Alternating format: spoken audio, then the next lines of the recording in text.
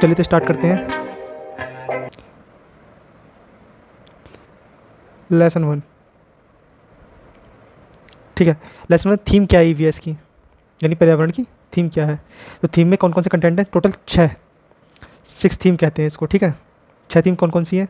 पहले में आता है फैमिली एंड फ्रेंड, यानी परिवार ए मित्र। उप थीम फैमिली एंड फ्रेंड्स की क्या है, ए रिलेशनशिप्स यानी संबंध, बी वर्क एंड प्ले यानी कार्य एवं खेल, सी एनिमल्स यानी जंतु, डी प्लांट्स यानी पौधे।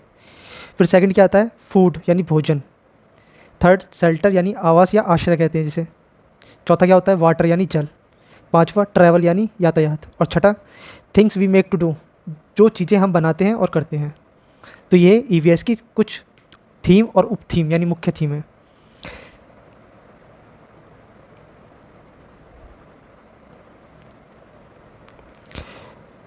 अब परिवार एवं मित्र यानी फैमिली एंड फ्रेंड्स के बारे में हम पढ़ते हैं, यानी ये है चैप्टर 1। ठीक है। तो परिवार और फ्रेंड्स में अब हमें पढ़ना क्या है। देखिए परिवार होता क्या है। परिवार वह संस्था है जिसमें बालक का जन्म होता है, विकास होता है और उसी में उसका अंत होता है। तो ये हमारा परिवार होता है। दूसरा पॉइंट क्या है, परिवार शब्द अंग्रेजी भाषा के फैमिली यानी फैमिली शब्द से का हिंदी रूपांतरण है। मतलब परिवार शब्द अंग्रेजी भाषा के फैमिली शब्द का हिंदी रूपांतरण है। तीसरा पॉइंट क्या कहता है, फैमिली शब्द की व्युत्पत्ति लैटिन भाषा के फैमुलस से हुई है, जिसका अर्थ होता है नौकर। आप समझ गए होगा परिवार क्या होता है। यानी परिवार वह संस्था है जिसमें बालक का जन्म हुआ, उसी में फिर बच्चा खेलता है, पढ़ता है, बड़ा होता है। ठीक है, उसी परिवार में उसकी शादी होगी, फिर वो रहेगा, जीवन यापन करेगा, और फिर एक टाइम आएगा जब उसका उसी परिवार में अंत हो जाएगा। तो वो एक फैमिली हो गई।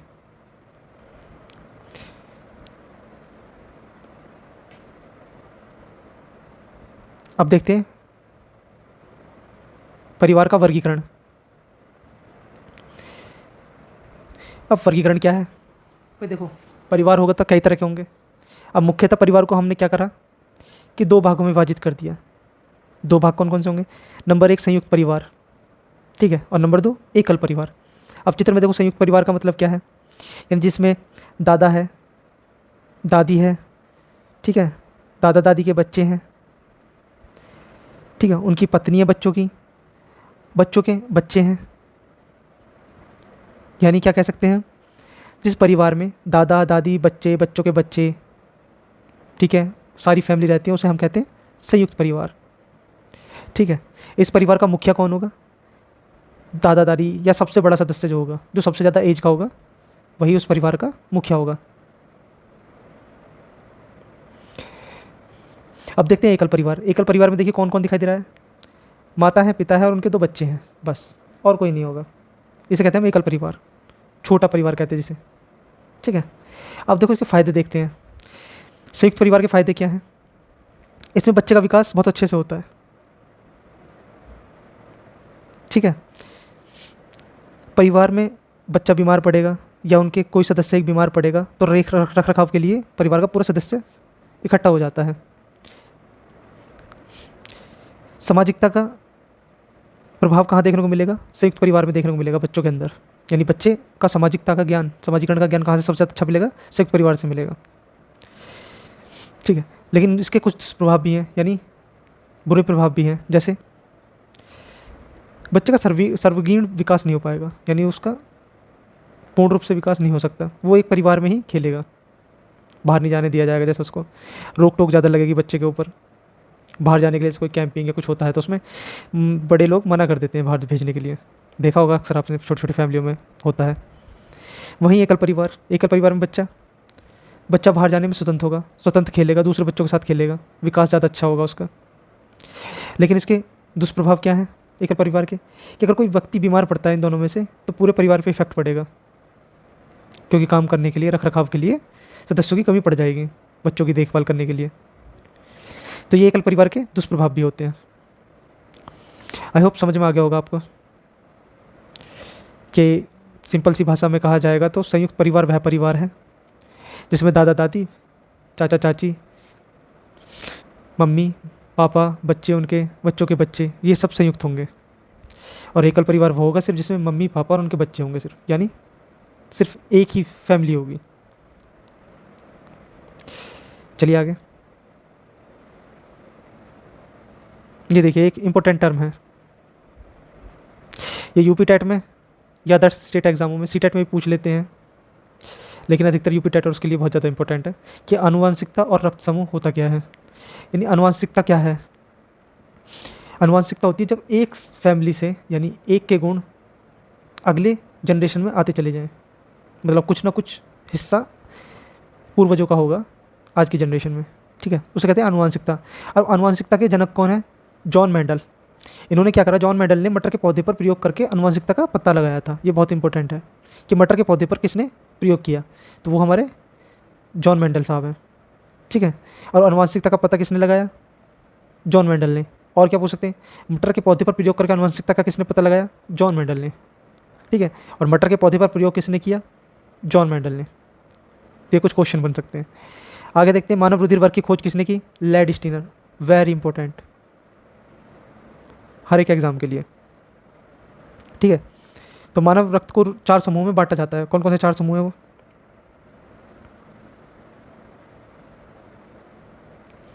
ए रुधिर वर्ग, बी रुधिर वर्ग, ए बी रुधिर वर्ग और ओ रुधिर वर्ग, ठीक है। तो इसमें मुख्य कौन कौन से हैं? 2। हम ए बी को कहते हैं सर्वग्राही, यानी ए बी क्या होगा, सभी से ब्लड ले लेगा अपना, कोई भी ब्लड ग्रुप हो। जैसे एक चार्ट बना लेते हैं, इधर लिख लेंगे ए बी और ओ, इधर भी लिख लेते हैं ए बी और ओ, ठीक है। तो ए बी किस किस से, ये लेने वाला हिस्सा है, ठीक है, इधर का ब्लड लेने वाला है। तो ए किससे ले सकता है? सिर्फ ए से ही ले सकता है, ठीक है। बी किससे ले सकता है? बी सिर्फ बी ब्लड ग्रुप से ले सकता है। ए बी किससे ले सकता है? ए बी से भी ले सकता है, ए से भी ले सकता है, बी से भी ले सकता है और ओ से भी ले सकता है ब्लड, ठीक है। और ओ किससे लेगा? ओ ब्लड ग्रुप वाले सिर्फ ओ से ही लेंगे, ठीक है। लेकिन ओ किस किस को दे सकता है? ओ सबको दे सकता है। ओ, एक ओ हम इधर बना लेते हैं, और ये किस किस को दे सकता है? ए को भी दे सकता है, बी को भी दे सकता है, ए बी को भी दे सकता है और ओ को भी दे सकता है, ठीक है। तो दोनों में डिफरेंस क्या है? ए बी सर्वग्राही, यानी ए सबसे लेगा, सबसे ब्लड ग्रुप ले लेगा, लेकिन ओ सबको ब्लड देता है, ठीक है।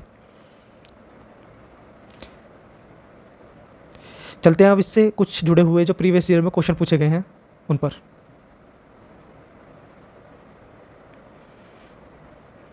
चलिए तो बताइए, आंसर दीजिए। परिवार कितने प्रकार के होते हैं? ठीक है, तो परिवार कितने प्रकार के होते हैं? हमने बताया था अभी, परिवार कितने प्रकार हैं? 2 प्रकार, संयुक्त, एकल, ठीक है। तो कितने टाइप हुए परिवार के? सिर्फ 2 टाइप, ठीक है। अगला, जिस परिवार में दादा दादी, चाचा चाची, ताऊ ताई, बुआ, माँ बाप और बच्चे रहते हैं उसे कहते हैं, वो कौन सा परिवार हो जिसमें सब होंगे?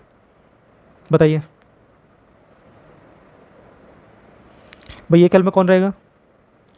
माँ होगी, बाप होगा और उनके बच्चे होंगे, ठीक है। तो ये सब तो नहीं आए, यानी ये तो नहीं है। संयुक्त में कौन कौन होगा? ये सभी होंगे संयुक्त में, ठीक है, यानी आंसर यही है, ठीक है। तो इसका आंसर कौन सा है? संयुक्त परिवार। अब बताइए तीसरा, निम्न में से कौन सा कथन सत्य है? यानी सत्य बताना, इस चीज़ को ध्यान से पढ़ना, सत्य नहीं है और सत्य है, ये जरूर देख लेना। सत्य है तो सत्य बताना है, सत्य नहीं है तो सत्य नहीं का आंसर देना है। ये बहुत कन्फ्यूजन करता है इस तरह क्वेश्चन, जब आएगा आगे आएगा तो मैं वो दिखाऊंगा। तो चलिए बताइए, निम्न में से कौन सा कथन सत्य है? नंबर 1, सभी परिवारों के नियम एक जैसे होते हैं। क्या ये बात सत्य है? तो भाई ये बात तो बिल्कुल गलत है। भाई सभी परिवारों के नियम एक जैसे थोड़ी ना हो जाएंगे, नियम कानून हर परिवार अपना अलग अलग रखता है। चलिए, एक परिवार के सदस्यों की संख्या कभी घट बढ़ नहीं सकती। जरा देखिए, कभी घट बढ़ नहीं सकती, क्या ऐसा पॉसिबल है? भाई बिल्कुल गलत है। बच्चा स्कूल में सब कुछ सीखता है, यानी बच्चा घर पे कुछ सीख ही नहीं रहा। घर पे तो वो बस जाके सो जाता है और सुबह को उठेगा वापस आ जाएगा, तो इसका मतलब ये बात भी गलत है। भाई बच्चा घर पे रहता है तो वहाँ भी तो सीखता है, वहाँ का भी तो उसका वातावरण है सीखने का।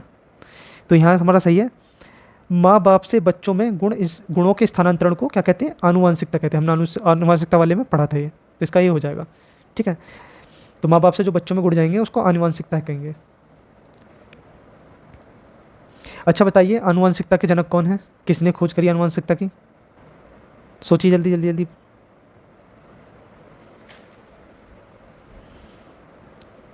तो आनुवंशिकता के जनक है जॉन मेंडल। ठीक है, किस पे खोज करी थी इन्होंने? मटर के पौधे पर। चलिए चलते हैं अगले क्वेश्चन पर।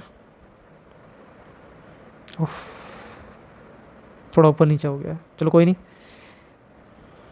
एडजस्ट करेंगे। क्वेश्चन पढ़ते हैं सही से, पहले छोटा कर लेते हैं इसको। अब सही है। विद्यालय परिसर में छात्रों के खेल कूद की क्रियाओं में भाग लेना आवश्यक है, क्योंकि बताइए किस लिए आवश्यक है? देखिए, चलो पढ़ते हैं। ऑब्जेक्टिव नंबर 1 क्या कहता है? इससे छात्रों की अपनी सृजनात्मक क्षमताओं का विकास होगा। ठीक है, तो छात्र की सृजनात्मक क्षमता का विकास होगा इससे, बात सही है। दूसरा देखते हैं, इससे छात्रों में स्वस्थ संवेगों का विकास होगा। ये भी बात सही है, बच्चा जब खेलेगा तो उसके संवेग भी स्वस्थ होंगे। तीसरा देखते हैं, छात्रों का शारीरिक विकास उचित ढंग से होगा। जब बच्चा क्रियाकलाप करेगा, खेल कूद करेगा, तो शारीरिक ढंग से विकास होगा उसका, ये बात भी सही है। तो इसका मतलब हमारा उपरोक्त सभी सही है इसका। चलिए चलते हैं अगले।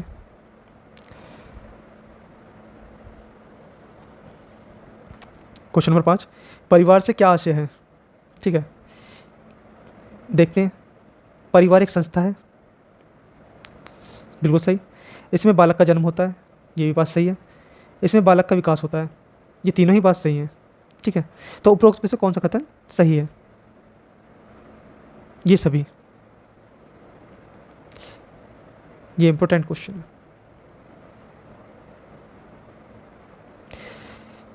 चलिए अब देखते हैं विगत वर्षों में पूछे गए प्रश्न।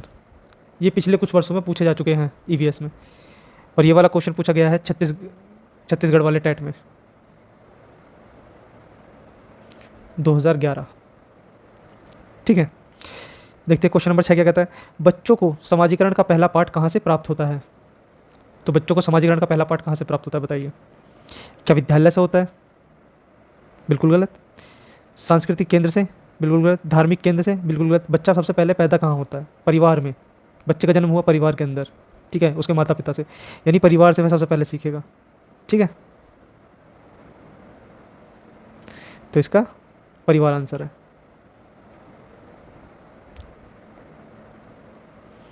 अगला, एकल परिवार से तात्पर्य है, ये रीट 2011 में पूछा गया है।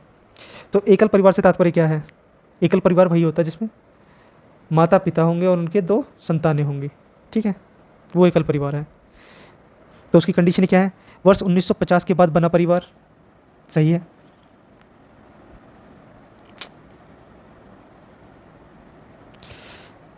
परिवार जिसमें माता पिता एवं उनके बच्चे हों।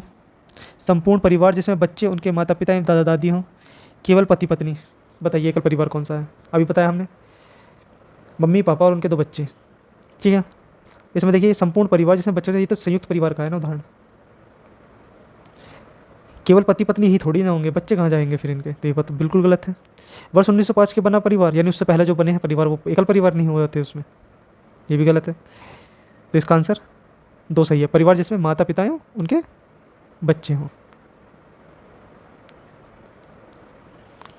चलते हैं 8वां, भारत में लड़के व लड़कियों की विवाह योग्य न्यूनतम आयु क्या है?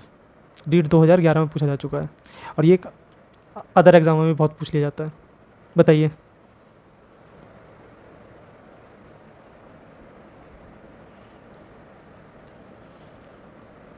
इक्कीस वर्ष से 18 वर्ष। ठीक है, 21 वर्ष किसकी है? लड़के की, और 18 वर्ष किसकी है? लड़की की। ठीक है,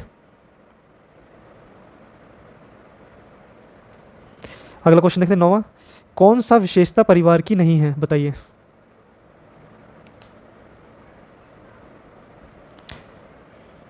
देखिए मैंने पहले भी कहा था ना आपको, ये वाला वर्ड जरूर याद रखना है। कौन सा? ये वाला। ये कहा है नहीं है, कौन सी विशेषता परिवार की नहीं है। अब कौन सी विशेषता परिवार की है ये नहीं पूछा है, कौन सी विशेषता परिवार की नहीं है ये बताना है। तो इस क्वेश्चन को बहुत ध्यान से पढ़ना है, वेरी इंपॉर्टेंट कहूँगा मैं इसको। तो चलिए आइए देखते हैं। कम से कम दो भिन्न लिंग वाले वयस्कों साथ रहते हो, तो ये बात तो सही है, और सही है तो इसका मतलब ये गलत हो गई बात। ये तो विशेषता है और पूछा है नहीं है, ठीक है। वे समान आवास, भोजन, समान सामाजिक क्रियाओं का उपयोग करते हो, तो ये बात भी सही है, इसका मतलब ये बात भी गलत हो गई। सुरक्षा एवं बच्चों का साझा उत्तरदायित्व, भाई सुरक्षा एवं बच्चों का साझा उत्तरदायित्व यानी सभी की उत्तरदायित्व है ये तो, कि बच्चों की सुरक्षा रख करनी है, तो ये बात भी सही है नहीं, ये भी गलत हो जाएगी। प्रत्येक सदस्य की आय भिन्न जमा की जाती हो, तो ये बात गलत है। सबकी आय एक जगह ही जमा की जाएगी ना, संयुक्त परिवार तभी तो कहलाएगा वो, इसका मतलब यही इसका आंसर है।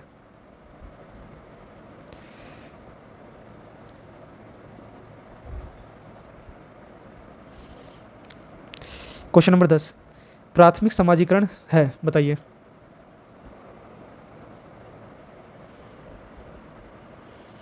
आइए देखते हैं। किशोरावस्था में समाज से सीखना, गलत।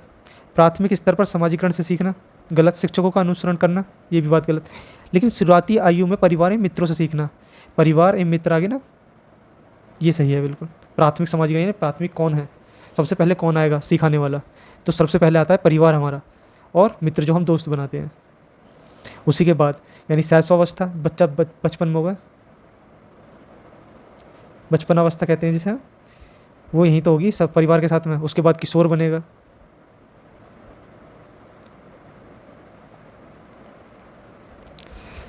मानव रुधिर वर्ग के खोज सर्वप्रथम किस वैज्ञानिक ने की? देखिए यूपी टेट में पूछा जा चुका है, तो हमने बताया लेडिस्टीनर ने करी थी, ठीक है। इसका सिंपल सा है।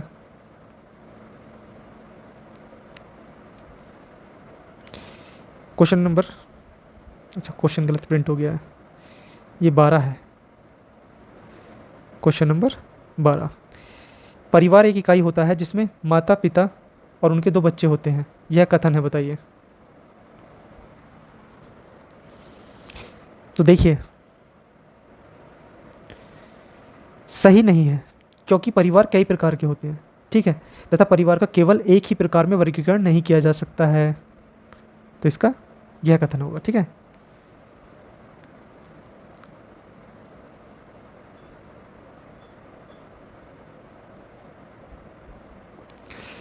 तो आज के लिए इतना ही, थैंक यू।